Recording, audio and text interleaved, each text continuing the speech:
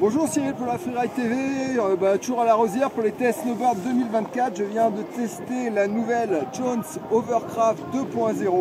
Donc une board qui a été un peu revue au niveau du chef, avec un petit arrière avec des Chanel, la board des jauges un petit peu mieux, s'enfonce un peu plus de l'arrière, ça lui donne de l'accélération dans la poudre. C'est une board qui s'est un petit peu aussi assouplie au niveau du flex. Ça reste quand même assez raide, assez péchu. On a toujours le caractère Jones quand même, donc c'est pas une board fillette, c'est une board qui est quand même présente. En 156 je l'ai ridé, on a quand même des super conditions de puff aujourd'hui. C'est une board qui aime bien prendre de la vitesse, qui aime bien, voilà, dès qu'il y a de la pente, c'est assez incroyable, on garde une board assez courte et qui est vraiment très maniable.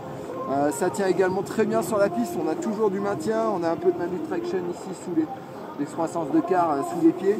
Du coup on sent que la board, dès qu'on arrive sur des parties un peu dures, elle accroche. La cuillère qu'il y a à l'avant sur la semelle ici, on a une petite cuillère, ça déjauge tout seul, même quand on arrive sur un replat, la spatule reste au-dessus.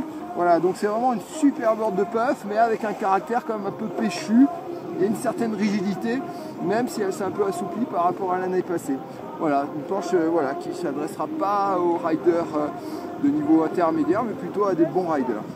Et écoutez, je vous laisse prendre du plaisir si vous avez l'occasion de l'essayer, et sinon de l'acheter. Et puis voilà, n'oubliez pas de liker la chaîne. À très bientôt sur la chaîne.